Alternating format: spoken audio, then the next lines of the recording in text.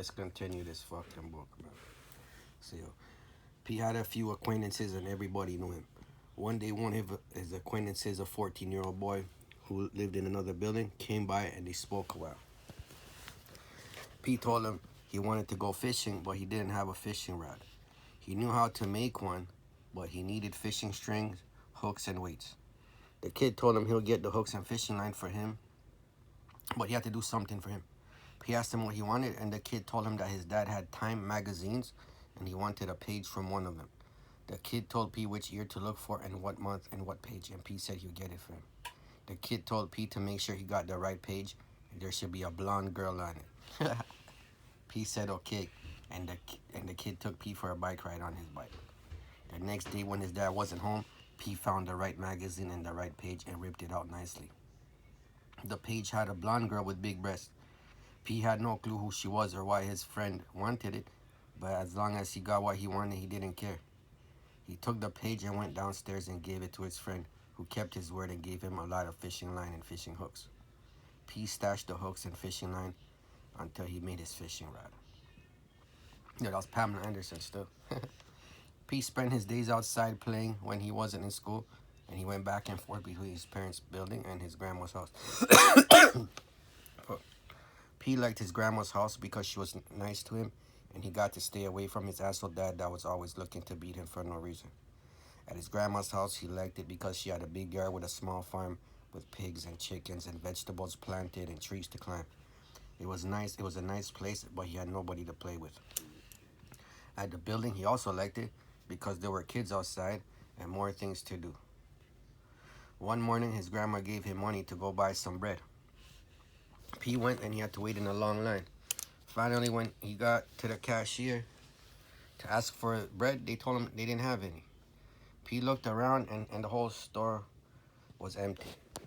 There was nothing on any shelf. He couldn't believe they didn't have a bread, so he asked them how it was possible, and they told him that whole big lineup was for bread, and they sold it all. P couldn't believe it, and he went home not knowing that his whole country was like that because the communist government had everything controlled on rations, and there was never enough for everybody. Communist shit. Right before that Christmas in 1989, there was a revolution in Romania. One of Ceausescu's ministers, Ion Iliescu, that was the prime minister, vice president, took power, and they shot Ceausescu and his wife on TV with AK-47s. P watched it along with his grandma and family members, and they all cheered. People that were protesting ran into Ceausescu's palace and looted the place. A hit list was found with the name of over 100 families that were supposed to get murdered that Christmas. P's immediate family was at the top of that list. His parents left a few months later after the revolution when he was almost 5. He didn't care at all since he barely ever saw them, and when he did, he'd just get beatings or get told on by his mother to his dad, even though she knew he'd beat him. As far as P was concerned, they were on the same team against him, so it didn't bother him one bit that they left.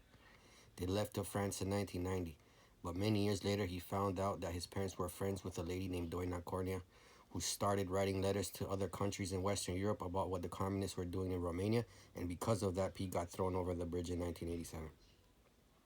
The communists wanted to send his parents a message, and after that happened, they signed some letters written by Doina Cornea to Radio Free Europe, and they were on the government's hit list along with P and his siblings. His grandma sold her house, and she and his siblings all lived in the apartment together. It was a small apartment with a living room and one bedroom, and they all slept in the same bed. His siblings and grandma side by side, and P horizontal at the bottom of the bed. P was very happy his parents left, especially his dad. He hated his dad for always beating him, for always beating them, and especially him. And he knew one day when he got bigger, he was going to put his bitch ass in place for all the senseless beatings and hysterias he was responsible for. Since his parents were gone, P could do whatever he wanted, and he liked it that way. He made himself a fishing rod to go fishing. He got a nice, long, straight stick and cleaned it with his knife down to the bare wood. He nailed 2 nails 10 centimeters apart at the bottom, which was used as the reel by wrapping the fishing line around them, and he nailed another nail every 20 centimeter and bent them to make a circle in which the fishing line went through. For the floater, he used a wine cork in which he made a hole and used the stem of a bird's feather as the balancing rod. The fishing rod was cool and ready to use, and the next sunny day, P got up around 7 a.m. and went up the hill to the pond to fish. P ran into his grandma coming from church. P ran into his grandma coming from church and she asked him where he was going. He told her he's going fishing and she said she'll come by later. P got into the pond and used corn as bait, but after a few hours he didn't catch anything. He was a bit disappointed, but he still had fun. His grandma showed up around lunch and somebody gave P a few small fish since he didn't catch any, and they made a fire and barbecued them right there. It was great eating barbecue fish by the water in the sun. P had a great time and his grandma did too, and after they went home. P played outside all day. He was 5 years old and he was by himself, with his knife as usual. When he saw a bigger kid about 14 walk over to a 6-year-old kid from his building and slap him around a bit and sent him home. The kid that got slapped around was named Antonio and he started crying and he ran upstairs without defending himself. P laughed to himself and a few hours later he saw Antonio coming out of the building. He looked left and right and saw P, the smallest, youngest kid, playing by himself and went after him. He got to P and told him to get upstairs. P asked him for what, and the kid said, "Because I said so. Get out of here before I kick your ass." Oh, man. P told him he's not going anywhere, and he told him, oh, fuck. P told him he's not going anywhere. Oh, fuck you, Benjamin. Sorry, guys, the fucking screen flipped on. P told him he's not going anywhere, and he told him he saw the guy slapping him around hours earlier, and he didn't like it, and he ran away crying, and now he thought he was going to do the same thing to him to make himself feel better. The bully wasn't hearing him, and he was making a big scene, so P, knowing the guy wasn't trying to kill him, thought there is no point to stab him. So he picked up a broken piece of a 2x4 from a fence with nails in it and started smashing the bully's head in with it. P kept smashing his head and trying to break it open. The bully tried covering up, and after the first few hits, he started crying. And when he saw blood coming out of his head from the nails in the 2x4, he got really scared and cried louder and ran home bleeding from his head like the little bitch that he was. People saw the whole thing happen, and not long after, some kids came and told P the kid's dad is coming for him. P was at the corner of the street when he saw the kid's dad storming out of the building, so he took off and didn't go back around the building for a day or two because his dad was too big to fight and he didn't have anyone to call for help. Yeah, you see, that's when you need a father, you know what I'm saying? When hyenas twice your size try to beat you, you slap the fire at them, and then they go, and then their dad comes for you, like, you know what I'm saying? Because you slapped the fire at their fucking kid that was twice your size. So I have to take a little sip. All right, let's continue. Yo, fuck. Oh, Bregin, I don't know what keeps happening, bro. Come on, dog. Oh, man. Fuck you, Bregin. What's fucking... Every time you touch the screen, this fucking shit disappears, bro. Like, okay, bro. We're back here. I'm gonna see if I leave it like this because this shit keeps fucking... Every time I touch this cocksucker, starts to move. Damn, now I forgot where I was, man. Fuck. Okay, yeah, alright. We slapped the hyena, that's right. So, okay, boom, there we go. P laid low for a bit after that incident, and then it was as if it never happened. He spent his days outside playing. He dug chairs out of the hill by the railway where he could sit down and relax. Sometimes when trains passed by, people, probably tourists from the west, would throw him and the other kids chocolate bars and candies, and P would always get the best ones. You had to fight for it. Around the building, there were many kids, and they played and fought together. They would play soccer sometimes, and some of the kids had soccer shoes and jerseys. P or his brother didn't have any, so he asked his grandma for a jersey. She said okay and told him to turn around. P wasn't wearing a shirt, and his grandma wrote on his back with her lipstick, Haji, in big red letters, and the number 10 in the center of his back. It wasn't exactly the jersey he wanted, but it worked out, and he thought it was cool, and went outside and played in his homemade jersey. He thought it was cool, so did his brother and other kids outside, and he had fun. Some days his grandma would write Haji, other days Lăcătuș, another big Romanian soccer player in those days. The days went by, and P had no care in the world. One day he went upstairs, and his grandma told him to take his pants off to wash them. Later the pants were still wet, and Later the pants were still wet, and he didn't have anything to wear to go back outside. His grandma told him to go in his underwear, but P didn't want to. He told her he can't go in underwear because they were underwear, but his grandma insisted nobody would know. How will no one know they are underwear when they look like underwear and they are underwear, he asked her. She didn't listen to him and forced him outside, then locked him out of the apartment. P was embarrassed to go, but he couldn't do anything, so he went outside. As soon as he opened the door of the building, there were many older kids outside, and they started laughing at him and asking him why he came outside in underwear. He tried saying they weren't. He tried saying they weren't when a 12-year-old gypsy girl from the first floor crept up from behind and pulled his underwear down, and he got caught with his balls and dick hanging out. He got embarrassed, and everyone outside started laughing at him. He pulled his underwear back on and started crying and swearing. He wanted to kill the much older girl who took off laughing, and he was mad with his grandma for kicking him out and lock him out of his house in underwear. P went back upstairs, mad with his grandma, and he yelled at her for sending him out like that when he told her what would happen, and it did. And she felt bad. P was still angry, and he knew he was going to get the girl back. The next day, he went outside with his knife, hoping to see the dumb bitch. He went outside and looked around, but he didn't see her. He was in front of the building when he heard yelling coming out of the front of the out of the first floor apartment, which belonged to the girl's family. He could hear the girl's mother yelling at her and her voice, so he knew she was in there. The window was open, so Pete picked up a few big mud rocks that split into dirt when it hit something, and he felt good knowing exactly how to get his revenge. He took the first big mud rock and went close to the window and threw it in with all his might inside the house, and he heard a big bang and glass shattering and then the girl's mom screaming. Pete laughed and took the second one and smashed it in there with all his might for good measure. He heard more things breaking and he ran away. He ran away laughing, wondering what a big mess must be in that house, on top of whatever glass he heard breaking, and he felt good. He went out, and when he got back later, some kids told him that the big gypsy girl was looking for him. He didn't care, and he had his knife, so he knew she could get it if it came down to it, and it didn't bother him. At school, he stayed till lunch, and the rest of the time in the streets by himself or with kids from around the area. That Christmas, their parents sent them some gifts from France, and after Christmas Day, everyone threw their Christmas trees off their balconies. The kids liked that because they would take them and cut off all the branches except at the bottom and make big swords and lances out of them, and they would have a big fight with the kids from the other buildings. P made a nice big sword for himself, and only one guy had more influence than P, a kid a few years older named Nelutsu, who was the leader of the gang at the building, and everyone always followed him except for P, who never followed anyone and always did what he wanted. They set up a time for the fight, and the kids from all over came with Christmas tree swords and all kinds of weapons, and P was smashing everyone he didn't know in every direction with his sword. And in the end, they all ran away. P, Nelutsu, and more guys from the building celebrated their victory, and P was feeling good. They smoked some cigarettes, and still the champions of the neighborhood. They smoked some cigarettes, still the champions of the neighborhood. Oh, no, let me take a drink to that, man.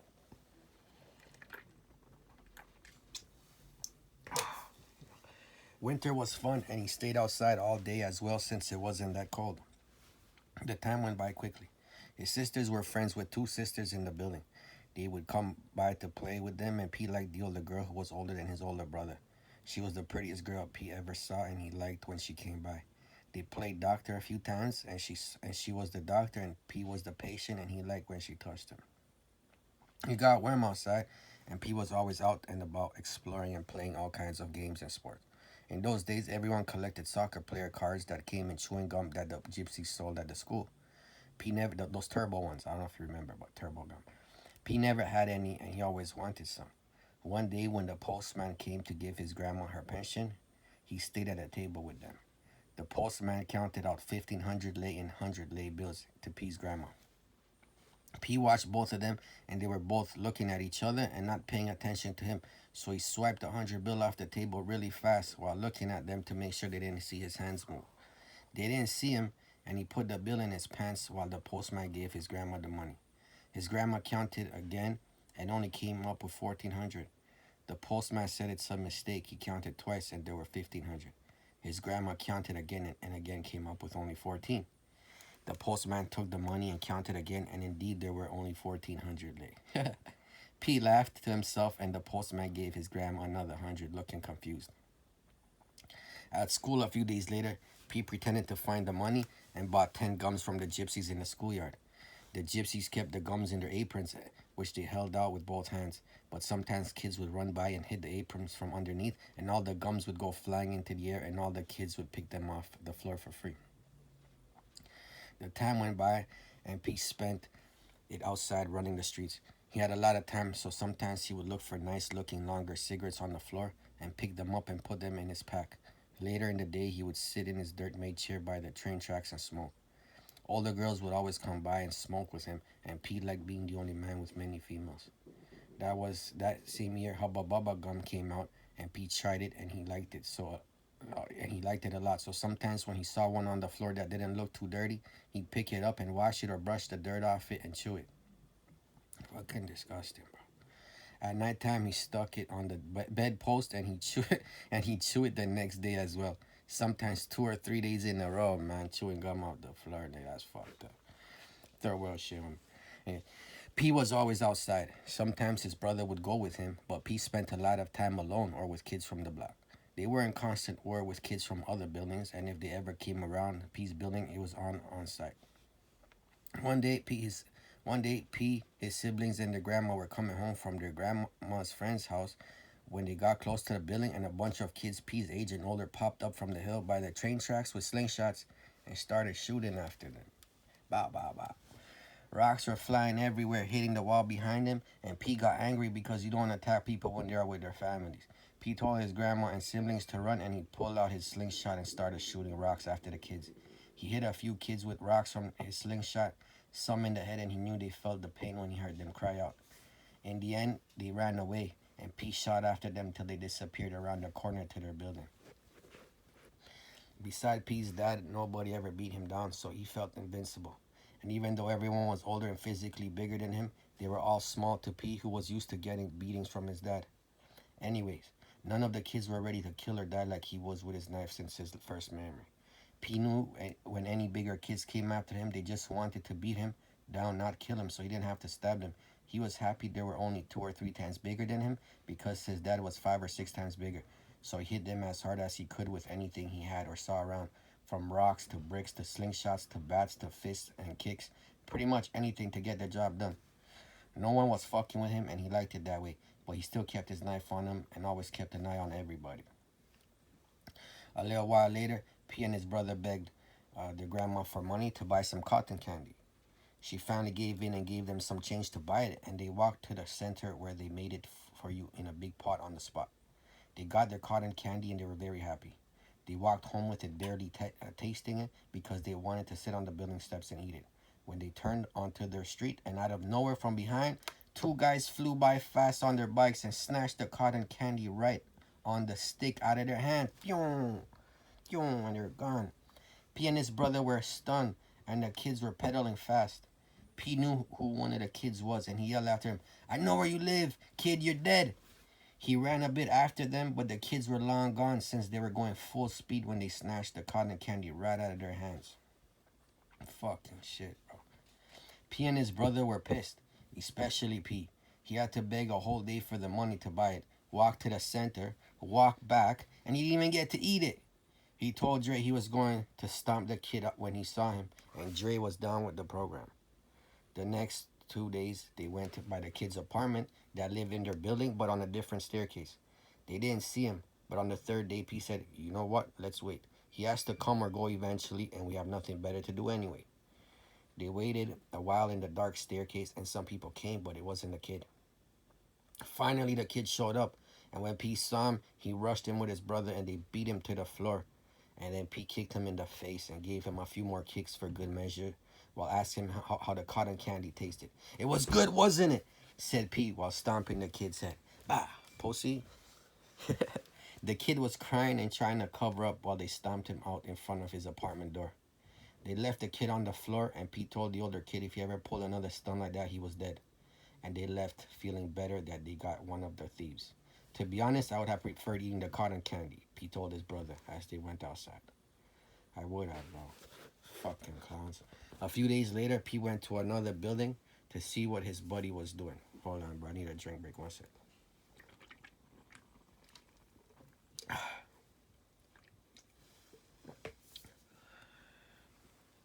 He got to the staircase and it was full of teenagers, and they asked P what he wanted.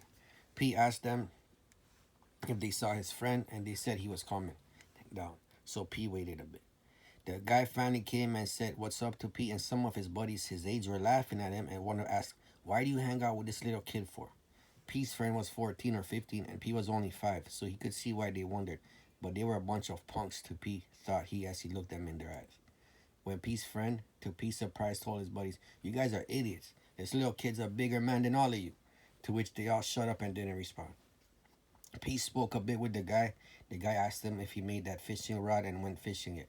And P told him he went and he had a good time. They smoked a cigarette, exchanged a few more words, and P said late and left. P was always the first one out and last one to go home. All the other kids' parents would call them to go eat or whatever, but P's always stayed out and nobody ever called him. He came and went as he pleased, and he liked the freedom and being able to do whatever he felt like whenever he felt like it. He was always with his knife, watching everybody in case someone came to kill him or who knows what else, and he realized all the kids weren't like him. He saw how they did whatever their parents told them to do, and they didn't make their own decisions, nor had half the heart or balls he had, or got anything for themselves. They just asked their parents for anything they wanted, and their parents bought it for them. Must be nice, thought P. Bunch of spoiled little kids. He walked to his dirt chair he carved out and smoked a cigarette off the floor he had in his pack, thinking about life. He saw how he was mentally older than all the kids, even the guys who were way older, getting for himself anything he wanted, defending himself from everyone else, while most kids just picked on younger kids, smaller kids. He was always ready to kill anybody, while he wondered if half the kids around the building even knew what life or death was. He saw older kids around like 14, and they seemed like little kids to him, even though they were much older and physically bigger. The way he was living, he didn't think he'd live till 15. I did so much already. I'm the youngest and smallest guy out here and nobody can talk to me. If I live like this, by the time I'm 15, I'll be a big man, that's for sure. And if I ever live to be an adult, I'll be the biggest man on the planet at the rate I'm going. I feel old already and I'm only 5. I doubt I'll ever live to be an adult, thought Pete to himself. A few days later, Pete was coming from the city to their building, and they had to cross the bridge that went over the train tracks where he played. The bridge was full of people looking down, and Pete wondered what happened. They found out from some people that a box with 2 snakes for the zoo fell off a train, and now there were 2 snakes in the tall grass below, and everyone was advised not to go down there till the snakes were found. Pete got to his building, and his buddy Nalutsu was outside. He heard about the snakes, and he told Pete one was a python. Nalutsu was a few years older, and he had a nice hunting knife and a nice leather sheet, and Pete always wanted a leather sheet like that. He asked Nalutsu where he got his from and if he could get him one. Nalutsu told him he could make him one, but he needed some leather. P asked him where he was supposed to get leather from, and Nalutsu had an idea. He told P if he found a snake and killed it, he could cut the snake's skin and dry it out and make him a sheath from it. P thought about it and then asked Nalutsu if for sure he knew how to make him one if he got the snake skin. Nalutsu assured him yes, so P thought fuck it and decided to go. He knew pythons wrap around you and suffocate you, so his plan was to stab the snake in the head right away if he saw it. P asked Nalutsu if he wanted to come, and Nalutsu told him he had to stay inside, but he looked like he was scared and he couldn't believe P was going to go. P went down the street and down the hill by the train tracks where the grass was longer and the snake might be hiding. He had his knife in his hand and he scanned the grass from left to right while walking really slow through the tall grass that was past his knees. He was a bit nervous, but he figured if the snake popped up, he'd stab him in the head really fast, and then he'd be dead since he knew to kill a snake you have to crush their head. P walked around carefully with his knife out, waiting for the snake to pop out and surprise him, or maybe he'd see it, but after about half an hour, he figured the snake must have went somewhere else. He gave up and thought, no, I'll never have a leather sheath for my knife. That sucks. And he went back up the hill to the street and building. He went to Nalutsu's house and gave him the knife he let Pete borrow and told him he didn't find the snake. Nalutsu was surprised he went and he asked him if he really did. Pete told him yeah, but there was no snake down there because he searched everywhere. Nalutsu was still in disbelief and Pete left knowing the guy had less balls than him since he was scared to go when he went. Pete stayed out around the building, playing and watching everyone. His older sister's friend Cristiana came by looking sexy and pretty.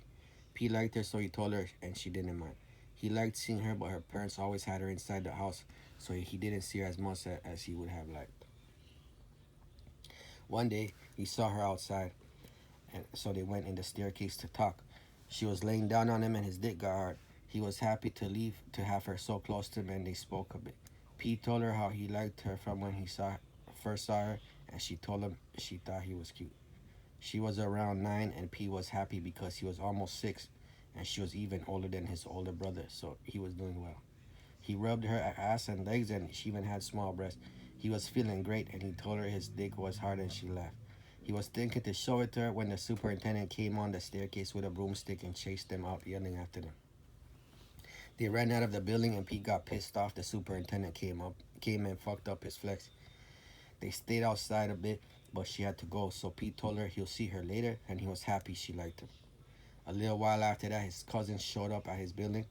Pete never met them before. They were the kids of Pete's dad's older brother from Canada. They drove down from Germany in a rented Audi, and Pete and everyone thought it was the coolest car they ever saw, since Romania only had 3 types of cars in those days and they were all shitboxes.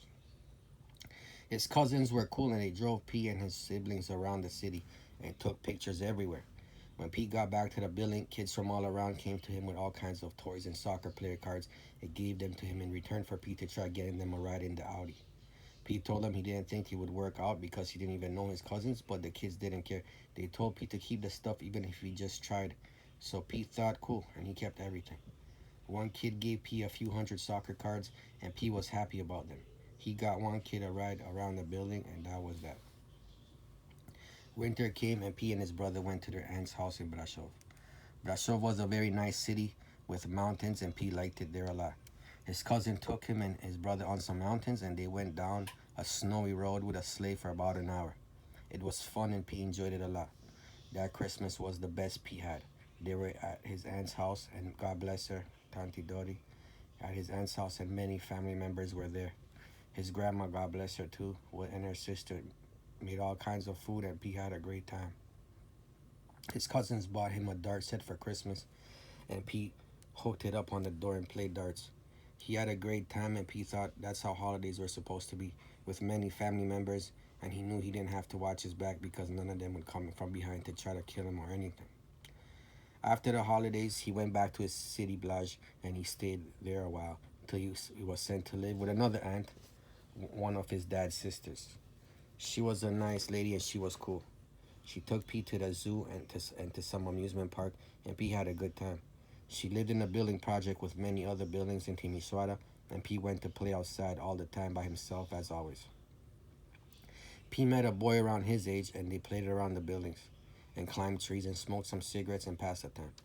When she took him to the zoo, Pete felt bad for the animals in cages, and he knew that wasn't normal. At the bear cages, Pete stopped, and one bear was watching him. He looked into the bear's eyes, and Pete felt bad for him, so he gave him some chocolate eggs he had. There was a big sign that said not to feed the bears, but Pete guessed it was written by someone that didn't live in a cage, so he said fuck it and gave him a bunch. The zoo was cool, but he felt bad for the animals, and he wondered how it must feel to live in a cage. It must suck, he thought, and he felt bad for them. Pete stayed in Timisoara a few weeks, and he played with his new buddy outside all the time. Before leaving and going back to his city, his aunt took him to the zoo again. When he was at the entrance of the zoo, he saw the bear cage far away, and the big bear saw him and stood on his hind paws and waved at him. Pete went over to him and said, "What's up?" and the bear seemed to remember him, and he seemed happy. Pete spoke with him and asked him if he remembered him or the chocolate eggs he gave him, and laughed to himself. He brought some more chocolate eggs for the bear, and he gave him a bunch. They stayed a bit at the zoo and visited the animal prisoners, and then they went home. At his aunt's building, he spent most of the day outside with his boy, who was cool, and they had fun playing in the neighborhood. On his last day there, Pete went out to wait outside for his aunt to take him to the train station, and he saw his friend wearing a dress. Pete laughed at him and asked him why he was wearing a dress, and his friend told him that he was going to church because it was Sunday. Pete told him boys don't wear dresses regardless if they were going to church, and his friend told him she was a girl.